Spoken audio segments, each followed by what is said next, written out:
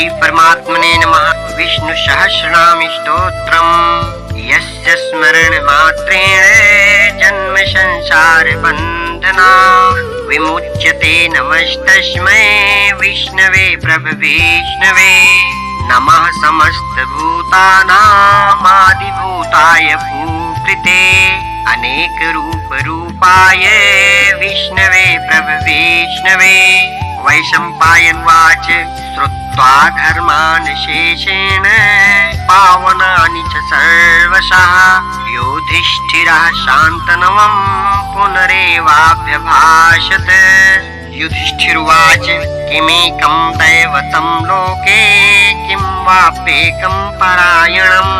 स्तुवन्तः कं प्रमर्चन्तः प्राप्नुयुर्मानवाः शुभम्। ओ धर्मः सर्वधर्माणां भवतः परमो मतः किं जपनमुच्यते जन्तुर्जन्म संसार बन्धनात्। भीष्मुवाच जगत्प्रभुं देवदेवमनन्तं पुरुषोत्तमम् स्तुवन्नाम सहस्रेण पुरुषः सततोत्थितः तमेव चार्चयन् नित्यं भक्त्या पुरुषमाप्ययम् ध्यायन् स्तुवन् च मत्स्यंश्च यजमानस्तमेव च। अनादिनिधनं विष्णुं सर्वलोकमहेश्वरम् लोकाध्यक्षं स्तुवन् नित्यं सर्वदुःखातिगो भवे। ब्रह्मण्यं सर्वधर्मज्ञं लोकानां कीर्तिवर्धनम् लोकनाथं महद्भूतं सर्वभूतभवोद्भवम्। एष मे सर्वधर्माणां धर्मोऽधिकतमो मतः यद्भक्त्या पुण्डरीकाक्षम् अस्तवैरर्चेन्नरः सदा। परमं यो महत्तेजः परमं यो महत्तपः परमं यो महद्ब्रह्म परमं यः परायणम् पवित्राणां पवित्रं यो मङ्गलानां च मङ्गलम् दैवतं देवतानां च भूतानां यो व्ययः पिता यतः सर्वाणि भूतानि भवन्त्यादियुगागमे यस्मिंश्च प्रलयं यान्ति पुनरेव युगक्षये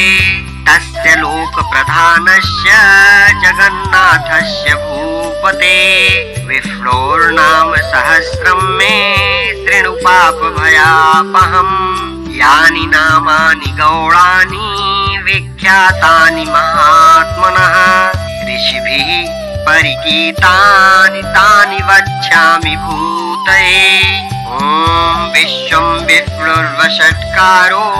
भूतभव्यभवत्प्रभुः भूतकृत् भूतभृद्भावो भूतात्मा भूतभावनः भूतात्मा परमात्मा च मुक्तानां परमागतिः अव्ययः पुरुषः साक्षी क्षेत्रज्ञोऽक्षर एव च योगो योगविदां नेता प्रधान पुरुषेश्वरः नारसिंह वपुः श्रीमान् केशवः पुरुषोत्तमः शर्वः शर्वः शिवः अष्टादुर्भूतादिर्निधिरव्ययः संभवो भावनो भर्ता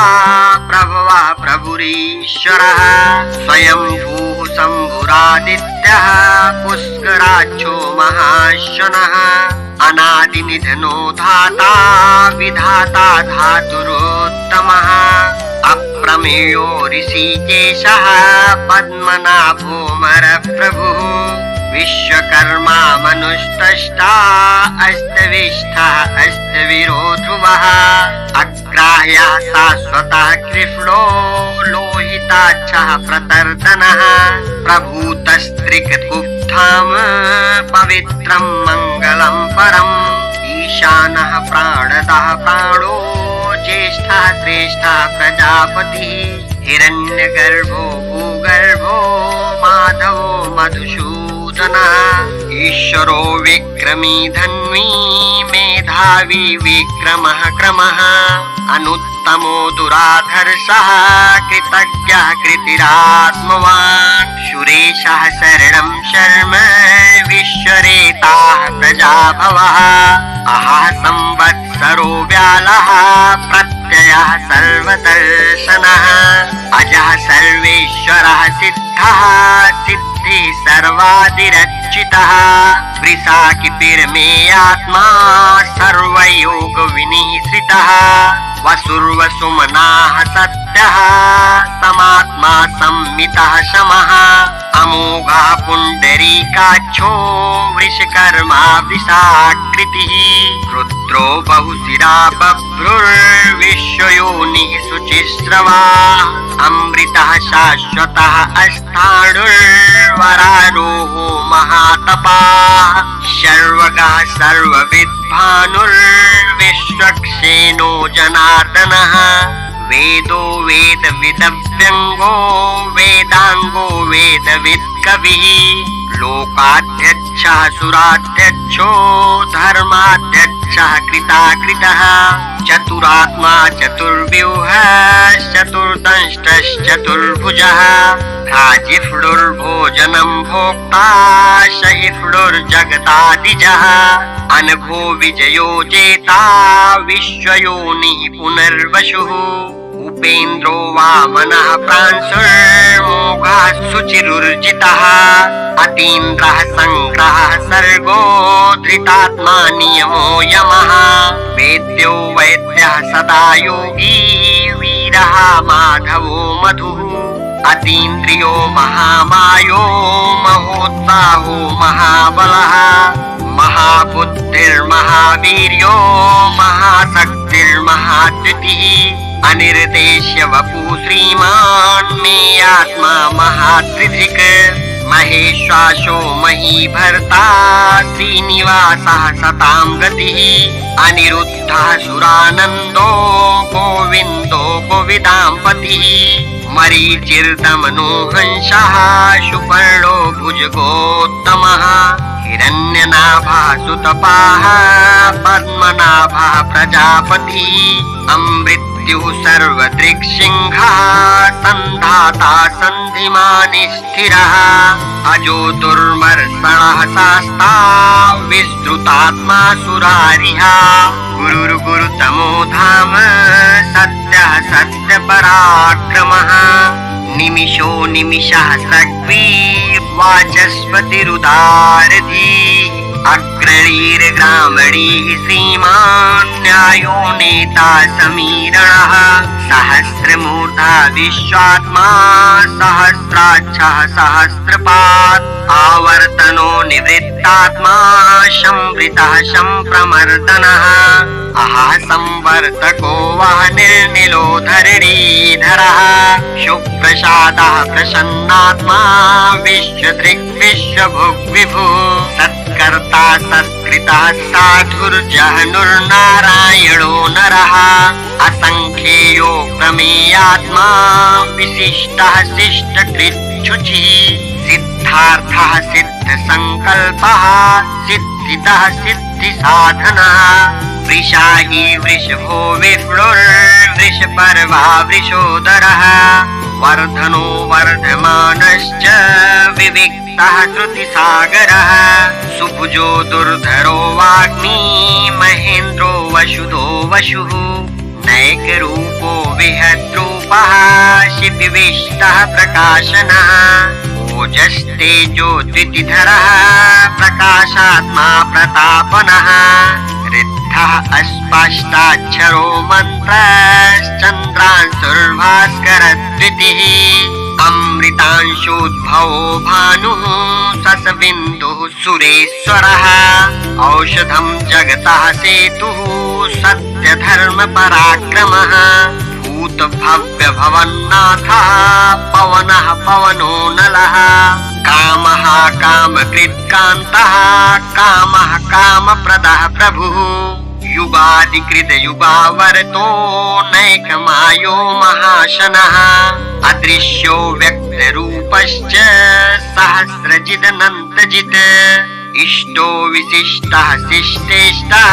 शिखण्डी नहुषो वृषः क्रोधः क्रोधकृत्कर्ता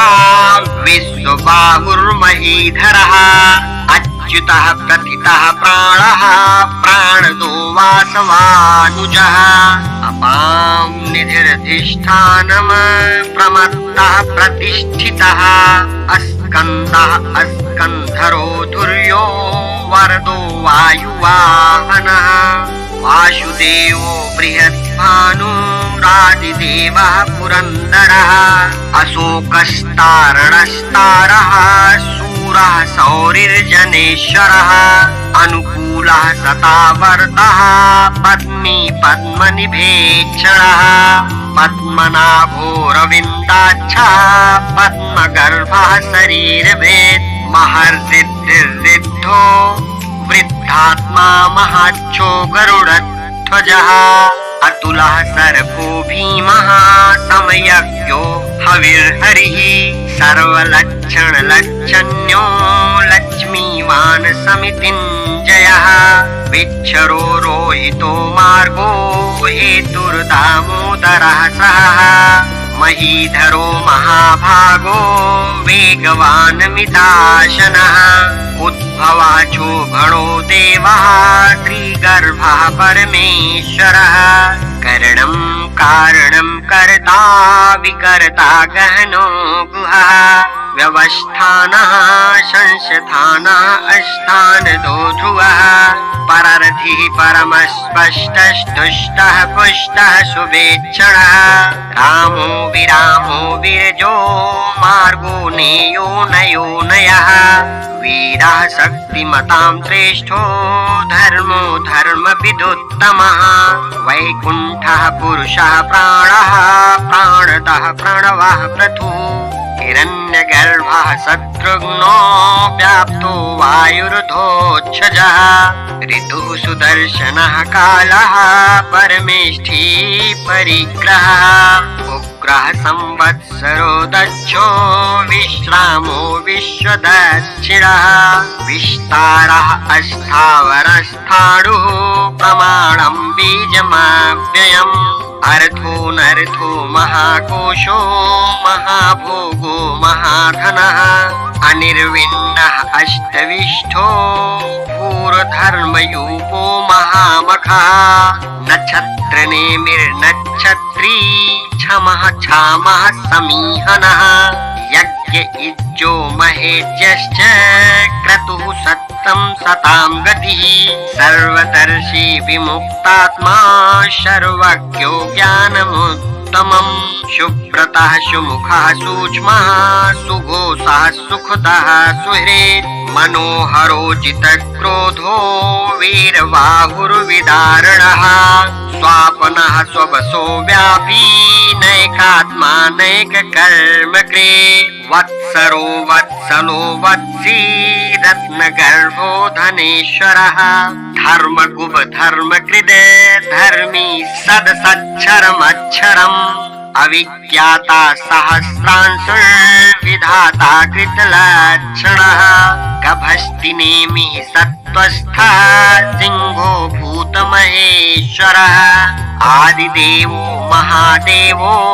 देवेशो देवभृत् गुरुः उत्तरो गोपतिर्गोप्ता ज्ञानगम्यः पुरातनः शरीरभूतभृद्भोक्ता कपीन्द्रो भूरि दक्षिणः सोमको मृतपः सोमः पुरुजित पुरुषोत्तमः विनयो जयः सत्यसन्धो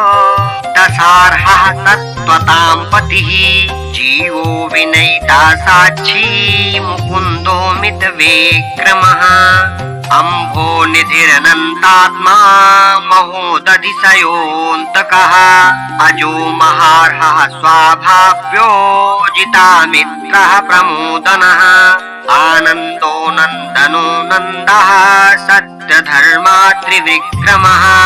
महर्षिः कपिलाचार्यः कृतज्ञो मेदिनीपतिः त्रिपदस्त्रिदशाध्यक्षो महाशृङ्गः कृतान्तकृत् महावराहो गोविन्दः सुषेणः कनकाङ्गदी गुह्यो गभीरो गहनो गुप्तचक्रगदाधरः वेदाः स्वाङ्गोचितः कृष्णो दृढः सङ्कर्षणोचितः वरुणो वारुणो वृक्षः पुष्कराक्षो महामनाः भगवान् भगहानन्दी वनमाली हलायुधः आदित्यो ज्योतिरादित्यः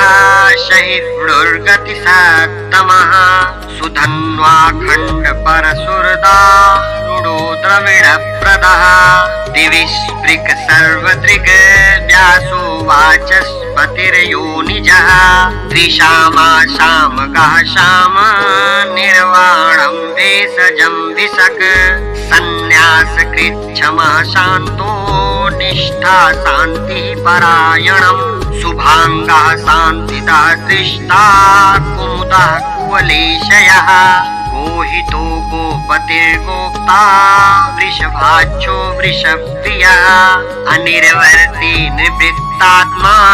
संक्षेप्ता क्षेमकृच्छिवः श्रीवत्सवच्छाः श्रीवासः श्रीपतिः श्रीमताम्बरः श्रीदः श्रीशः श्रीनिवासः श्रीनिधि श्रीविभावनः श्रीधरः श्रीकरः श्रेयः श्रीमाल्लोकत्रयाश्रयः स्वच्छः स्वङ्गः सतानन्दो नन्दिर्ज्योतिगणेश्वरः विजितात्मा विधेयात्मा सत्कीर्तिश्छिन्न संशयः उदीर्णः सर्वतश्चक्षुर्निशः शाश्वत स्थिरः भूषयो भूषणो भूतिर्विशोकः शोकनाशनः अर्चिस्मानर्चितः कुम्भो विशुद्धात्मा विशोधनः अनिरुद्धो प्रतिरथः प्रद्युम्नो मितविक्रमः कालनेमिनिः वीरः शौरिः शूरजनेश्वरः त्रिलोकात्मा त्रिलोकेशः केशवः केशिहा हरिः कामदेवः कामपालः कामी कान्तः कृतागमः अनिर्देश्य वपुर्विष्णुर्वीरोऽनन्तो धनञ्जयः ब्रह्मन्नो ब्रह्मकृत् ब्रह्मा ब्रह्म ब्रह्म विवर्धनः ब्रह्मविद् ब्रह्मणो ब्रह्मी ब्रह्मज्ञो ब्राह्मणप्रियः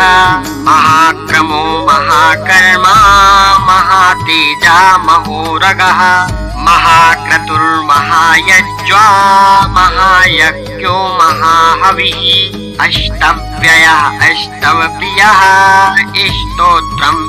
स्तुतिः स्तोतारणप्रियः पूर्णः पूरयिता पुण्यः पुण्यकीर्तिर्नामयः मनोजवस्तीर्थकरो वसुरेता वशुप्रदः वशुप्रदो वासुदेवो वसुर्वसुमना हविः सद्गतिः सत्कृतिः सत्ता सद्भूतिः सत्यपरायणः शूरसेनो यदुश्रेष्ठः सन्निवासः सुयामुनः भूतवासो वासुदेवः सर्वासु निलयो नलः दर्पः दर्पदो तृप्तो दुर्धरोत्थापराजितः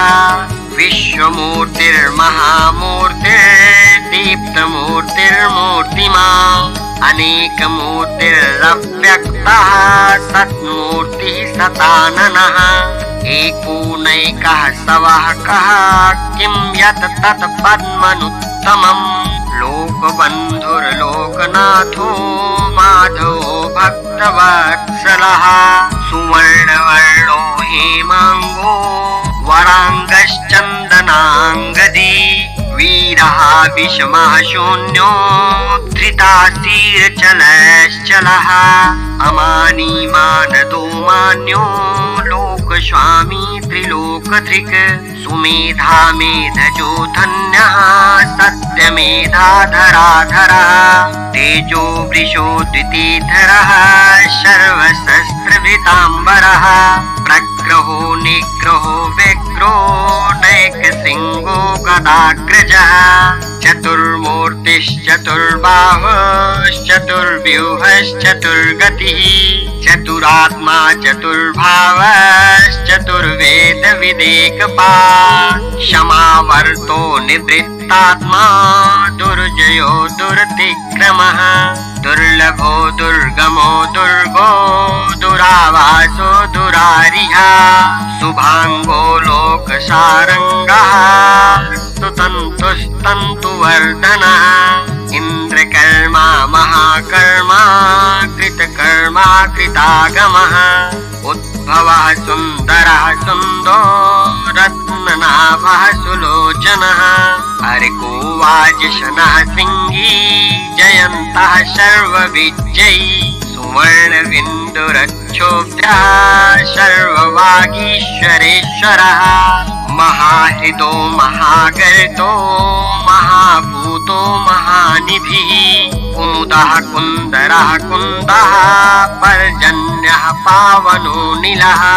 अमृताशो मृतवपुः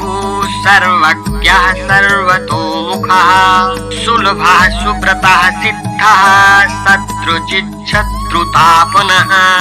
नेक्रोधोदुम्बरो स्वस्थश्चाणूरान्ध्रनिषूदनः सहस्रार्चिः सप्तजिह्वाः सप्तैधाः सप्तवाहनः अमूर्तिर्नभो चिन्त्यो भयकृत भयनाशनः अणुर्बृहद्विशास्थूलो गुणर्भिन्निर्गुणो महान् अधृतः स्वधृतः स्वाध्यायः प्राग्वंशो वंशवर्धनः भारभृत्कथितो योगी योगीशः सर्वकामदः आश्रमः श्रमणः क्षामः सुपर्णो वायुवाहनः धनुर्धनो धनुर्वेदो दण्डो दमयिता दमः अपराजितः सर्वशः नियन्ता नियमो यमः सत्त्ववान् सात्विकः सत्यः सत्यधर्मपरायणः अभिप्रायः प्रियार्होः प्रियकृतप्रीतिवर्धनः विहाय सद्गतिर्ज्योतिः सुरुचिर्हुत भुग विभुः रविर्विरोचनः सूर्यः सविता रविलोचनः अनन्तो हुत भुग्भोक्ता सुखदो नैकजोग्रजः अनिर्विण्णः सदा मर्षि लोकाधिष्ठानमद्भुतः अनन्तो हुत भुग्भोक्ता सुखदो नैकजोग्रजः अनिर्विण्णः सदा मर्षि लोकाधिष्ठानमद्भुतः सनात सनातनतमः कपिलः कपिरव्ययः स्वस्तिदः स्वस्तिकृत् स्वस्ति स्वस्ति भुक् स्वस्ति दक्षिणः आरौद्रः कुण्डली चक्री विक्रम्योर्जित शासनः सप्तातिगः सप्तशः शिशिरः शर्वरीकरः अक्रूरः पेशलो दक्षो दक्षिणः चमिडाम्बरः विद्वत्तमो वीतभयः पुण्यश्रवणकीर्तनः उत्तारणो दुष्कृतिः पुण्यो दुःस्वप्ननाशनः वीरः रक्षणः सन्तो जीवनः पर्यवस्थितः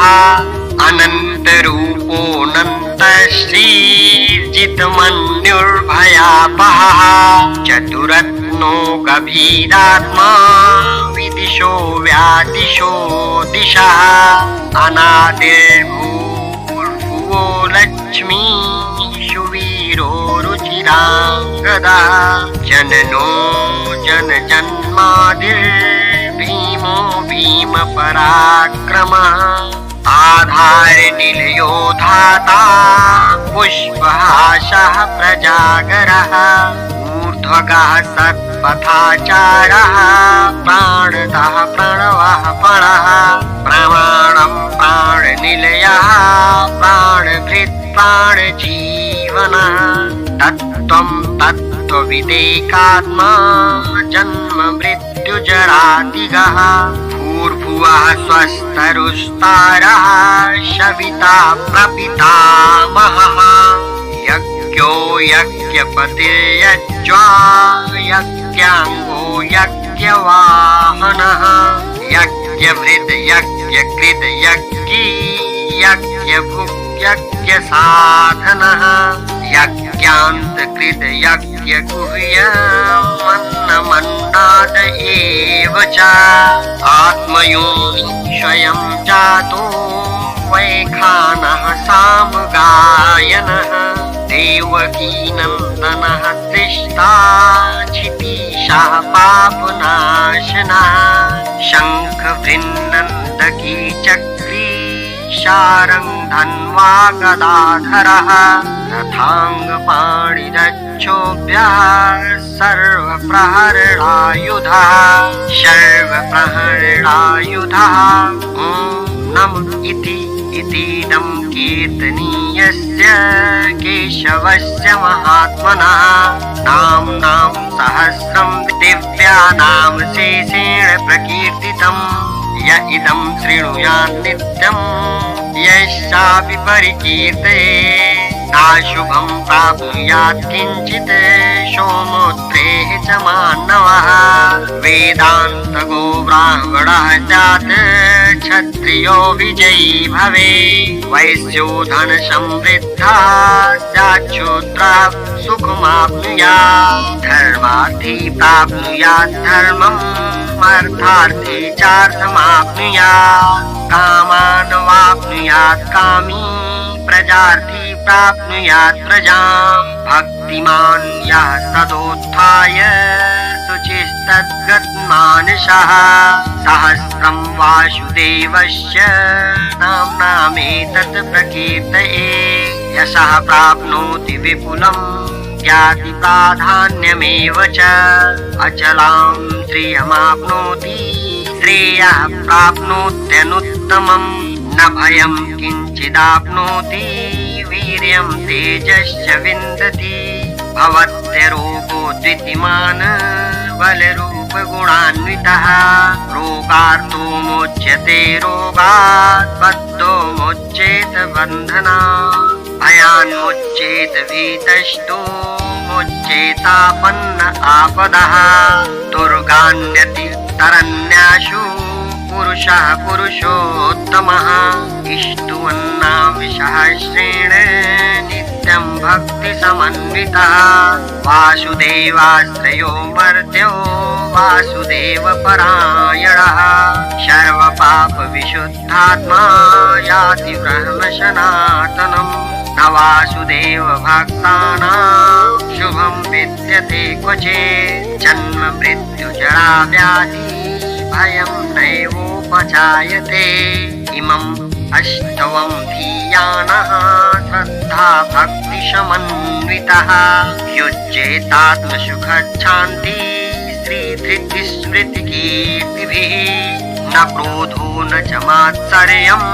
न लोभो न शुभामतिः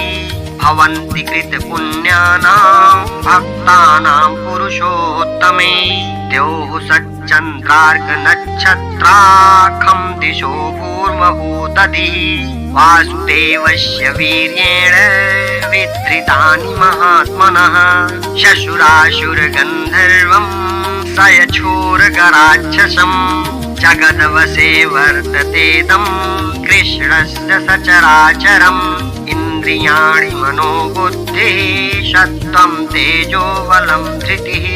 वासुदेवात्मकान्याहुः क्षेत्रं क्षेत्रज्ञ एव च सर्वागमानामाचारः प्रथमं परिकल्पते आचार प्रभवो धर्मो धर्मस्य प्रभुरच्युतः ऋषयः पितरो देवा महाभूतानि धातवः जंगमा जंगमं चेदं जगन्नारायणोद्भवम् योगो ज्ञानं तथा साख्यं विद्याः शिल्पादिकर्म च वेदाः शास्त्राणि विज्ञानमेतद् सर्वं जनार्दन एको विष्णुर्महद्भूतं पृथक् भूतान्यकेशशः त्रीन् लोकान् व्याप्य भूतात्मा भुङ्गते विश्वभुगव्ययः इमम् इष्टवं भगवतो विष्णोर्व्यासेन कीर्तितम् पठेद य इच्छेत् पुरुषः श्रेयः प्राप्तुं सुखानि च विश्वेश्वरमजं देवं जगतः प्रभवाप्ययम् भजन्ति ये पुष्कराक्षं न ते यान्ति पराभवम्। तत्सदिति श्रीमहाभारते शतसाहस्र्यां संहितायां वैयासिक्यामानुशासनिके पर्वणि भीष्मयुधिष्ठिर संवादे श्रीविष्णोर्दिव्यसहस्रनाम स्तोत्रम्।